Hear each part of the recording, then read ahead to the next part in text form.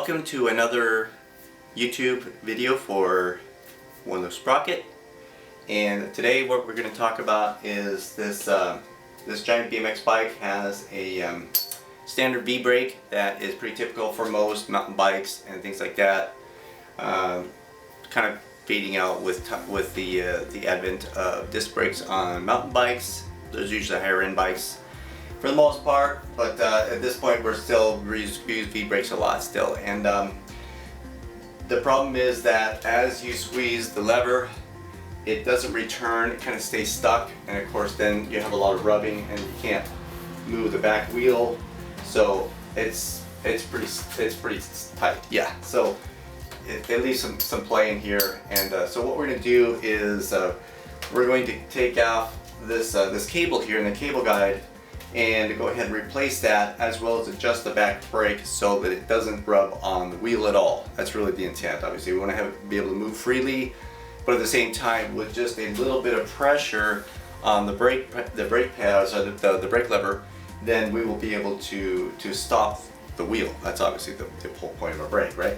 So that's really what we're going to look for right now. Okay, so to start with, we'll go ahead and remove this with a 5mm Allen key. We'll just go ahead and open this up and go ahead and remove the cable from here, and just go ahead and remove all this all the way to the top. So now we'll go ahead and take this here, and with this groove we have, we will go ahead and line up this here, this groove with that, and then we'll go ahead and pull the cable through.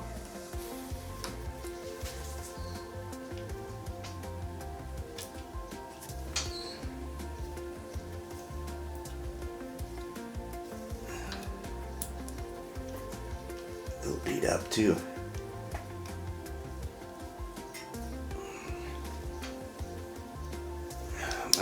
And when that fails, take this off here. Yeah, it's a little chewed up. Really chewed up, as a matter of fact, but that's okay. We'll take care of that later. Okay, so now this is off. Now it comes off easy. There we go. And then there's a little spot right in the back where there's a little channel that slides through as well. Pulls off. Now that I have this off here, then I'll go ahead and pull the cable through all the way from here. And actually what I'm going to do is, before I do that, let's just go ahead and just trim this off.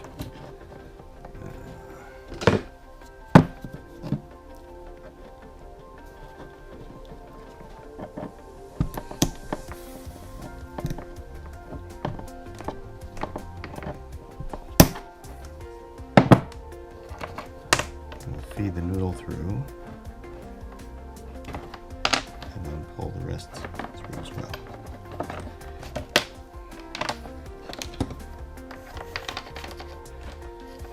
And the reason why I'm doing that is because obviously I need this piece back, and I don't know exactly what I'm going to do with this. It's a little bent here. I may have to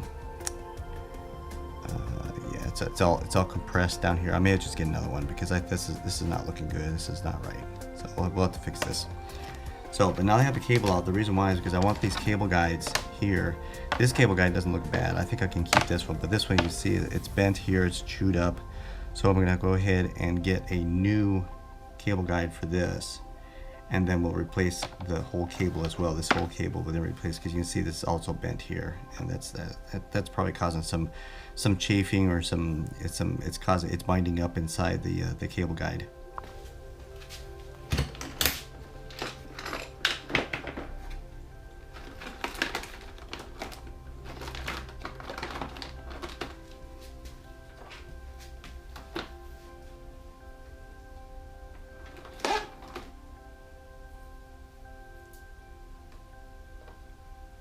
It's a pretty good fit right there.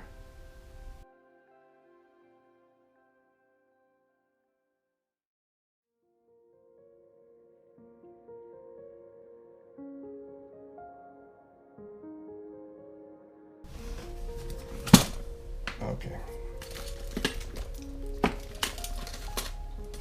So the dig through my box of my bucket of stuff, then I have loads of. See, that's standard. This is what you typically would see. I've cleaned this up a little bit. You can see it's pretty rusted. This is low quality. But this is what I'm looking for. I'm looking for one of these guys. So I'll just use this guy. So it's just a replacement for this. So we get that, and now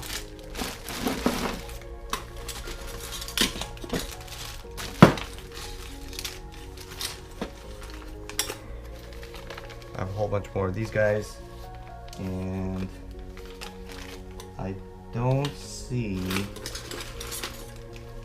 Oh, look at that. Well, I do have some. These are actually larger. These are ones for mountain bike brakes. These are ones for BMX. So I don't see that I have one that has any black on it. So I'm just gonna make. You know what? I just found this guy. You know what? I'll go ahead and replace this with. This is much more of the closer to the original. So I'll just use this instead of these. I have a bunch of these and all sorts of. Okay, so let's go ahead and dig out one of these guys that will fit the brake. And I think this one will work. So it looks like it's about the same size, same diameter. That's what I'm looking for right here, is that diameter. And you can see that the channel that it has, the groove that it will accept the cable to go through is much easier. Where this one was closed off because it had been closed because it had been crimped. Of course, what do you expect from aluminum? This is cheap stuff. It's really easy. It's very pliable, too pliable at times. So we'll get that, and let's go ahead and put it together. Okay, so to walk you through what it is we're going to need, then let's go ahead and start here. So obviously I need my replacement cable guide. I need that. The original one that was on the bike, here's the original because it wasn't bad. I need my cable itself. So this is my brake cable. I need my adjustment barrel. That's also needed. I need this little protector, this dust protector for the brake. I need the noodle itself, which is also going to connect for the cable to pass through. And then, of course, the tools that I'm going to use are going to be this 5mm hex Allen key, as well as my clippers, my nippers, so cutters to be able to cut off the excess cable. And of course, I will be using my grease to actually grease the inside of the cable as it goes through. It passes through the housing to keep it as to allow it to be as lubricated as possible, and also to kind of prevent it from rusting in the future, obviously, because the cables do rust rather easily because they are just standard mild steel. There's nothing. This is typically not. They do not make these out of stainless steel like they should, because it's too costly. But again, that's enough for another day. So that's what I need. Okay, so the first thing I'm going to do now is I'm going to take my cable and just get this. I'm going to just lubricate this a little bit here. So with a little bit of my lubrication here, my grease, just gonna get I mean, it takes so little. It doesn't really take much at all, but just enough to coat it. So I'll just run it down here, just enough to kind of cover the steel.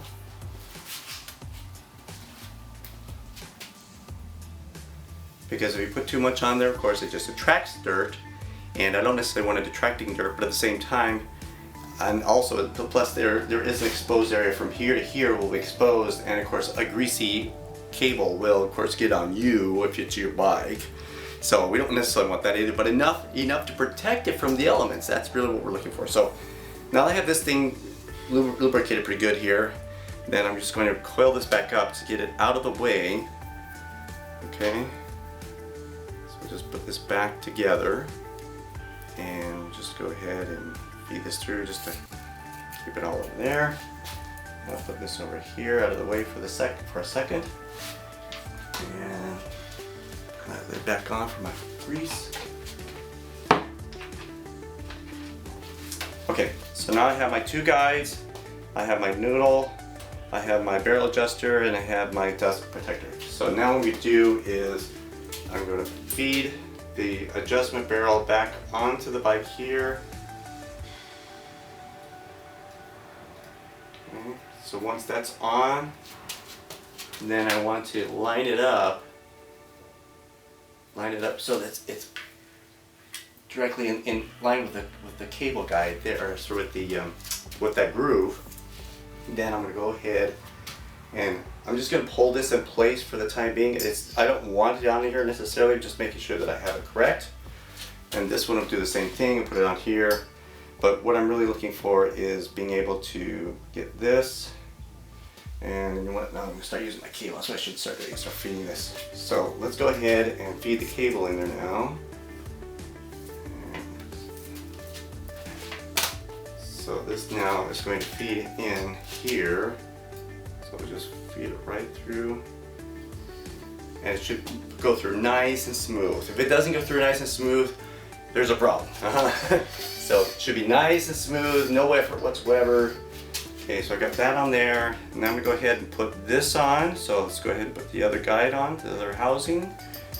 And then once I have that on there, let's put the brake noodle on. So put the brake noodle on. Again, it's just, you know, thread the hole, thread the needle, right? Okay, so put that on. And then I'm gonna put on the dust guide, the dust protector. And then I'm gonna go ahead and put that through this little opening in on the other side of the brake. And I'm just finger tighten it down, just finger tighten. I don't need to have it really tight just yet because I will be adjusting it later. Okay, so now that I have that, let's go ahead and take this, and now with this I'm going to feed it up through that little groove, that hole, and then slide it through the groove, and I'm going to tighten this up a little bit to now hold it in place, and there we go. Now that this is set, so let's go ahead and adjust this up now. So I have this here. Let's put this now in the right location here. And let's go ahead and put this here.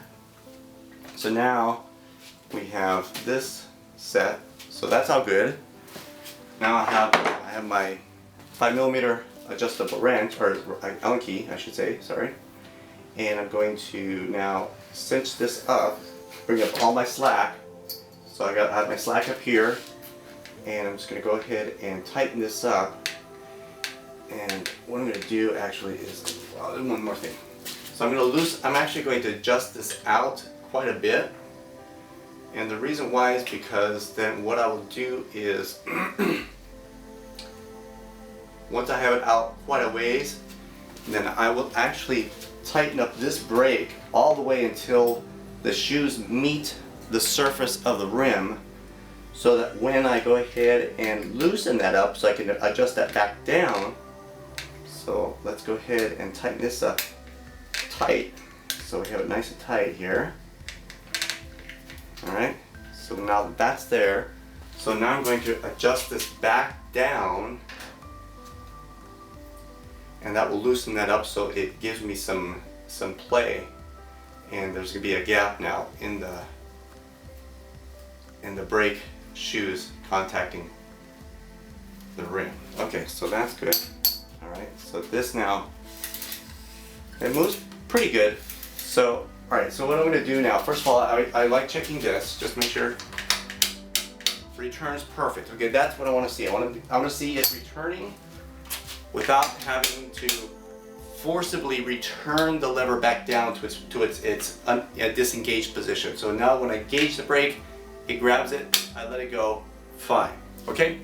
Now I do notice that it is connecting a little bit close to here. So now we start the adjustment. Alright, so I'm saying there's a lot of gap on this side, and I can see as we start to review this that as I engage the brake, this one is not moving at all, this one is moving a lot. So that's telling me that this brake here, this arm, is still making contact. That's what's making that rubbing sound that we're hearing.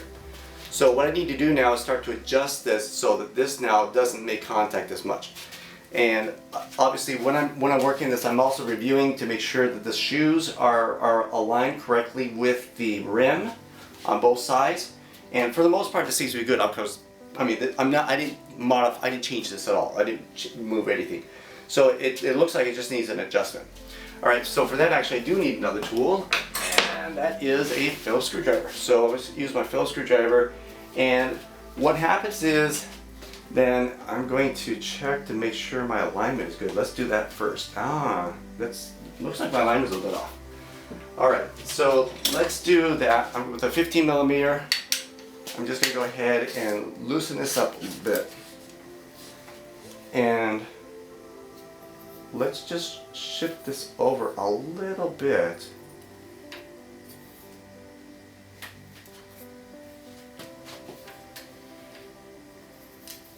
And try to center it in the middle of the bike frame itself, between the two chainstays. So let's go do that. Alright. And it did help a little bit, not a whole lot, but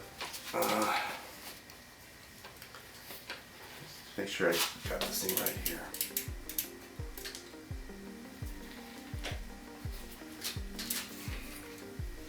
And look at that. Look at that. Alright, so now that I put in the right location, not only does it make the adjustment, but let's see. So I should see movement on both sides, and so it is still looking like it's grabbing on this side a little bit. So now back with my Phillips screwdriver, and I'm going to, so what happens is that as I tighten this one here, this adjustment screw here, as I tighten that up, then it's going to cause the arm of the brake to rotate out, moving it away from the rim. Now it's pretty far down, so what I'm going to do is go to the opposite side and actually loosen it a little bit, meaning that I'll rotate it out so it's less tight on this side. And let's see if we can reduce it, and I can see it moving slightly already. So let's just do that, and if I check it now I have a lot of play on the other side. So let's just go ahead and go back a little bit. I went a little bit too much, and that's what I want.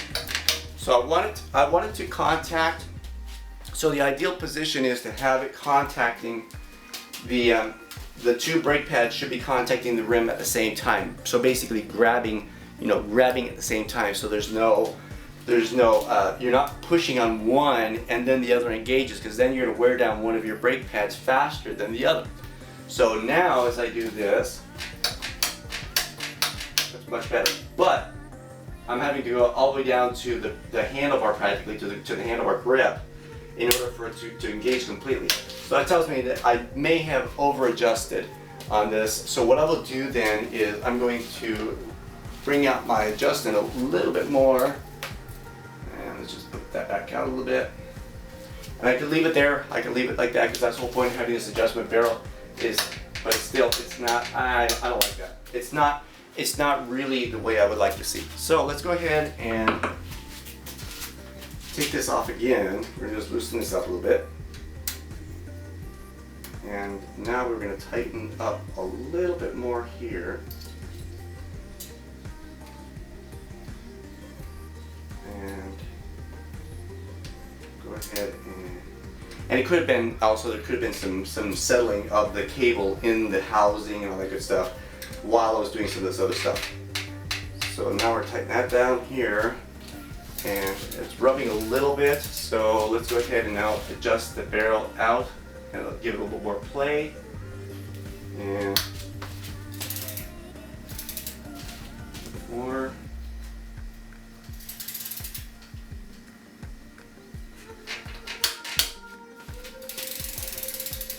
Okay.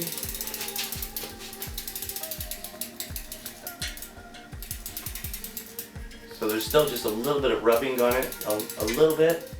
And I'm noticing that my shoe on this side is a little bit crooked, meaning it's a little bit slanted. So when it makes contact with the rim, it's not actually making contact with the full shoe. It's only catching it on the trailing edge, because of course trailing edge, because the wheel is rotating this way. So it's only catching on the trailing edge, so which of course is also going to cause uneven wear on the brake shoe. So what I can do then is with my 5mm, then I'll go in here and I will go ahead and just loosen that up a little bit, and just enough that it moves, and I'm going to retighten it so it looks perfectly parallel, so as much as I can make it parallel to that rim.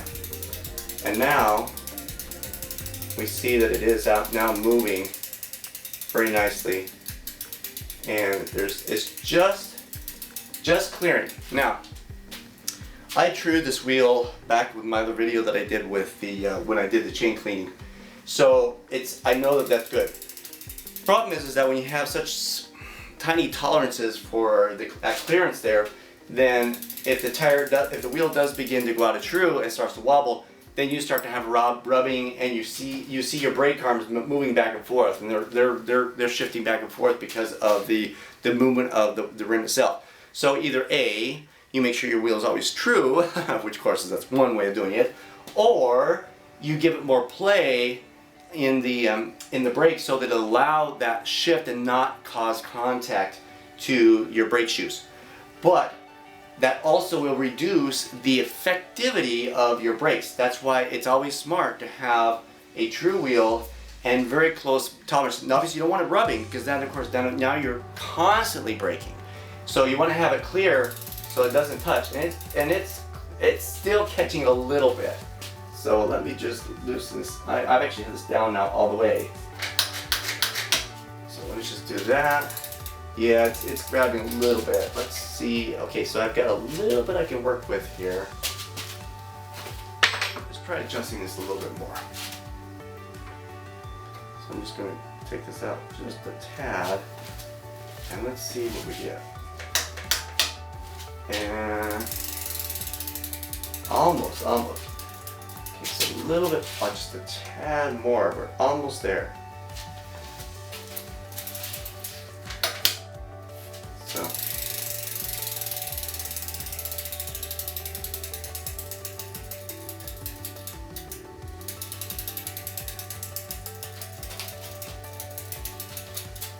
Okay, so there's no catching now. Let me just do some. Just a hair more.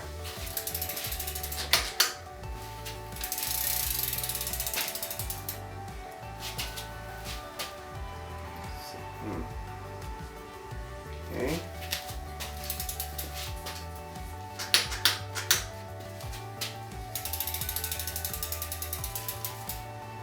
Tighten this one a little bit too here on this side. It's down pretty much all the way.